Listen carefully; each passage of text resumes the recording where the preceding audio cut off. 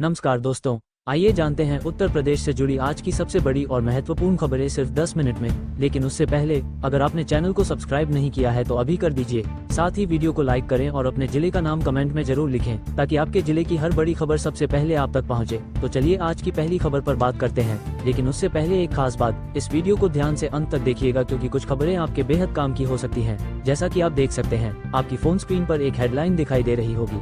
हम सबसे पहले इसी बड़ी खबर पर चर्चा करने जा रहे हैं। तो दोस्तों तैयार हो जाए क्योंकि ये आज की सबसे बड़ी और जरूरी खबर है। आइए जानते हैं पूरी खबर विस्तार से। उत्तर प्रदेश में बिजली व्यवस्था को लेकर योगी सरकार का बड़ा फैसला, वितरण प्रणाली में लाया जा रहा सुधार। दक्षिणांचल और पूर्वांचल में निजीकरण की दिशा में कदम, उद्योगों और किसानों को होगा सीधा लाभ। देश के कुछ हिस्सों में आईपीएल की टीम बनाने में लोग मशगूल, वहीं एक भाई ने ड्रीम 11 में किया बड़ा धमाका। सोशल मीडिया पर छाया ये खिलाड़ी, लोगों के लिए बना प्रेरणा की मिसाल। तेज गर्मी और बिजली गिरने के आसार, मौसम विभाग ने अप्रैल को बताया सामान्य से ज्यादा गर्म। पूर्वी और मध्य भारत में भारी बारिश और आकाशीय बिजली की संभावना, सतर्क रहने की जरूरत। सुनिए जरा ध्यान से, बीएसएनएल यूजर्स के लिए एक अहम अपडेट है। सरकारी टेलीकॉम कंपनी ने अपने 2 सबसे पॉपुलर रिचार्ज प्लान्स की वैलिडिटी कम कर दी है। अब जो प्लान 1549 रुपये में आता था, उसकी वैलिडिटी पहले 335 दिन थी, लेकिन अब घटकर सिर्फ 336 दिन रह गई है। और जो प्लान पहले 2399 रुपये में मिलता था, उसकी वैलिडिटी 425 दिन से घटाकर 395 दिन कर दी गई है। हाँ, कॉलिंग, इंटरनेट डेटा और एसएमएस के फायदे वैसे ही मिलेंगे जैसे पहले मिलते थे, लेकिन प्लान की वैलिडिटी घटने से यूजर्स थोड़े नाराज नजर आ रहे हैं। ये वही प्लान्स थे जो कम दाम में ज्यादा वैलिडिटी की वजह से लोगों के बीच काफी पॉपुलर हो गए थे। बीएसएनएल ने पिछले कुछ महीनों में लाखों नए कस्टमर्स को जोड़ा था। अब ऐसे में अगर आप भी रिचार्ज कराने जा रहे हैं तो पहले अपना प्लान एक बार जरूर चेक कर लीजिए, क्योंकि कंपनी के इस फैसले का असर सीधे करोड़ों मोबाइल यूजर्स पर पड़ सकता है। चलिए दोस्तों, अब समय आ गया है कुछ खबरों को विस्तार से देखने का। आपको बता दें मित्रों, अब बात करते हैं गोरखपुर से जुड़ी एक बड़ी अपडेट की।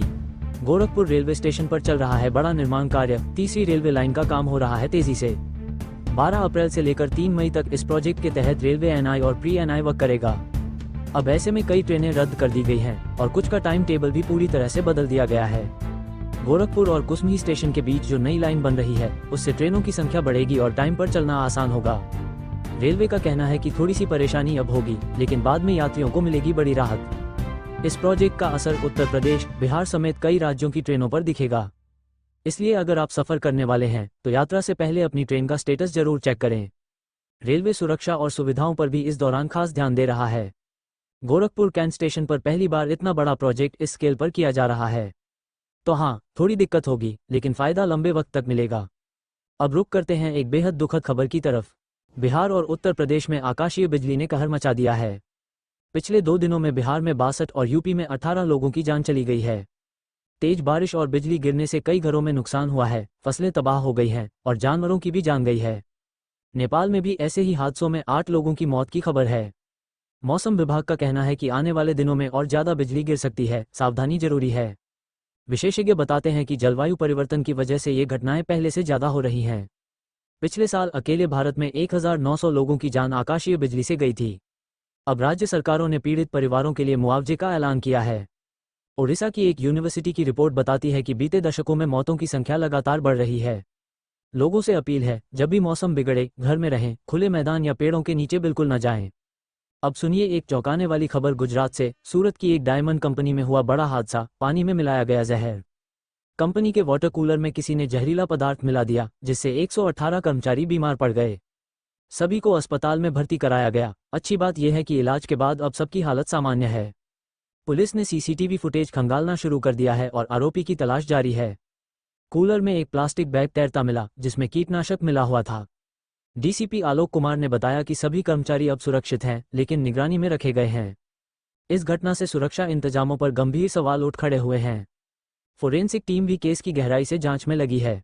पुलिस की 5 टीमें दिन रात मेहनत कर रही हैं और दावा किया जा रहा है कि आरोपी जल्द गिरफ्त में होगा। फिलहाल कंपनी में अफरा तफरी का माहौल है और कर्मचारी डरे हुए हैं। अब नजर डालते हैं उत्तर प्रदेश की बिजली व्यवस्था पर। मुख्यमंत्री योगी आदित्यनाथ ने बड़ा फैसला लिया है। यूपी की बिजली व्यवस्था में होने जा रहा है बड़ा बदलाव। मुख्यमंत्री ने निर्देश दिए हैं कि सभी उपभोक्ताओं को मिले बिना रुकावट और क्वालिटी वाली बिजली। इसके लिए सरकार अब बिजली वितरण के निजीकरण और सुधार की तरफ बढ़ रही है। खासतौर पर दक्षिणांचल और पूर्वांचल में सुधार की प्राथमिक योजना बनाई गई है। मुख्य सचिव मनोज कुमार सिंह का साफ कहना है, विकास तब तक नहीं होगा जब तक बिजली व्यवस्थित नहीं होगी। रूरल एरिया में खेत और उद्योगों के लिए लगातार बिजली जरूरी है, इसलिए अब कुछ हिस्सों में निजी कंपनियों को भी वितरण में शामिल किया जाएगा। सरकार का कहना है कि इस बदलाव से उपभोक्ताओं और किसानों दोनों का फायदा होगा। ग्रेटर नोएडा जैसे सफल मॉडल से सीख लेकर ही ये फैसला लिया गया है। ऊर्जा विभाग का दावा है कि ये सुधार यूपी के भविष्य को ऊर्जा देगा और मजबूती भी। अब आइए जानते हैं एक ऐसी कहानी जो आपको मुस्कुरा देगी। झारखंड के गोड्डा जिले से आई है एक शानदार खबर। यहाँ एक युवक जो फुटपाथ पर दुकान लगाता है, उसने ड्रीम 11 पर 1 करोड़ रुपए जीत लिए हैं। हैरान करने वाली बात यह है कि उसने क्रिकेट नहीं, कबड्डी की टीम बनाई थी। उसने सोच समझकर खिलाड़ी चुने, थोड़ा रिस्क लिया और देखिए किस्मत ने साथ दे ही दिया। अब उसका नाम ड्रीम 11 की विनर लिस्ट में चमक रहा है। इस जीत के बाद मोहल्ले में खुशी का माहौल है, लोग उसे देखकर प्रेरणा ले रहे हैं। बड़ी बात यह है कि छोटे शहरों के लोग अब समझ गए हैं कि गेम्स में दिमाग भी चलाना होता है, सिर्फ किस्मत नहीं। उसने बताया कि मेहनत और प्लानिंग से कोई भी बड़ा सपना पूरा किया जा सकता है। ड्रीम 11 जैसी प्लेटफॉर्म्स पर आम लोग भी कुछ बड़ा हासिल कर सकते हैं। इस कहानी ने साबित कर दिया है कि सपने अगर सच्चे दिल से देखे जाएं, तो वो सच भी हो सकते हैं। चलिए इसी के साथ देखते हैं अगली खबर को। यूपी में अब हाईवे किनारे घूमते गोवंश नहीं बनेंगे हादसों का कारण। 20 अप्रैल से पूरे प्रदेश में एक खास अभियान शुरू हो रहा है। इस अभियान के तहत गोवंशों के गले में रेडियम पट्टी बांधी जाएगी। इससे वाहन चालक दूर से ही जानवरों की मौजूदगी पहचान सकेंगे। कुछ हफ्ते पहले गोसाईगंज से इस अभियान की शुरुआत हो चुकी है। अब हर जिले में पशु चिकित्सक और किसान मिलकर ये काम करेंगे। हर जिले को 1 लाख रुपये का बजट भी दिया गया है। अभियान 20 अप्रैल से 20 मई तक चलेगा। फोकस हाईवे के पास के ग्रामीण इलाकों पर रहेगा। सरकार का ये कदम सड़क सुरक्षा को ध्यान में रखकर उठाया गया है। अब आगे एक और खबर को देखें दोस्तों। भारतीय सेना में शामिल होने का सपना देख रहे युवाओं के लिए बड़ी खबर है। अग्निवीर भर्ती प्रक्रिया फिर से शुरू हो गई है और आवेदन भी शुरू हो चुके हैं। इस बार Agniveer general duty, technical, clerk और ट्रेड्समैन जैसे पदों पर भर्ती होगी। 12 मार्च से आवेदन शुरू हो चुके हैं और परीक्षा जून में होगी। सेलेक्ट होने वाले युवाओं को 11,19,000 रुपये की सेवानिधि मिलेगी। साथ ही भत्ते और सरकारी सुविधाएं भी दी जाएंगी। शैक्षिक योग्यता 10वीं से 12वीं तक है। पद के अनुसार अलग अलग। हवलदार पद के लिए आयु सीमा 20 से 25 साल है। जूनियर कमीशन ऑफिसर के लिए 21 से 27 साल निर्धारित है। आवेदन की अंतिम तारीख पास है, जल्द से जल्द आवेदन करें। अब इधर देखिए अगली खबर आ रही है। किसानों को बड़ी राहत देते हुए सीएम योगी आदित्यनाथ ने नया आदेश जारी किया है। अब किसान 100 कुंतल से ज्यादा गेहूं बेच सकेंगे, वो भी बिना किसी सत्यापन के। पहले इतने अधिक गेहूं की बिक्री पर दस्तावेजों की जांच जरूरी होती थी। अब किसान अपनी अनुमानित उपज का 3 गुना गेहूं सीधे बेच सकेंगे। राज्य भर में खरीद केंद्रों पर बिक्री जोरों पर है। अब तक 37,000 किसानों ने 2 लाख मीट्रिक टन गेहूं बेचा है। कुल 3 लाख किसानों ने रजिस्ट्रेशन भी कराया है। पहले सत्यापन में देरी से किसानों को भुगतान नहीं मिल पाता था। अब ये प्रक्रिया सरल और पारदर्शी हो गई है। इस फैसले से किसान निश्चिंत होकर अपनी फसल बेच पाएंगे। अब इधर देखिए अगली खबर आ रही है। उत्तर प्रदेश गोवंश संरक्षण में देश का मॉडल राज्य बनता जा रहा है। बीते 8 वर्षों में 16 लाख से ज्यादा बेसहारा गोवंशों को आश्रय मिला है। 7,000 से ज्यादा गोआश्रय केंद्र बनाए जा चुके हैं।